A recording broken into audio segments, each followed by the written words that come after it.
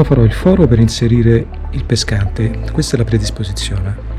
Attenzione perché ce n'è un'altra identica, a me sarebbe andata meglio questa per la posizione in cui monterò il riscaldatore, però facendo il foro qui non è possibile poi avvitare il pescante perché urta contro lo spinotto. Io ho fatto questo errore e adesso lo chiuderò, farò lo stesso una filettatura, lo chiuderò con un bullone. Però ecco, insomma, l'unica predisposizione è questa, a meno che non vogliate trovare altri punti, ma nel mio caso non riuscivo a trovare nessun altro punto perché sotto non è piatto e quindi non avrei potuto chiudere il bulloncino. Quindi ora faccio il foro qui, farò una filettatura, foro da 5 mm, poi farò una filettatura con un maschio da 6.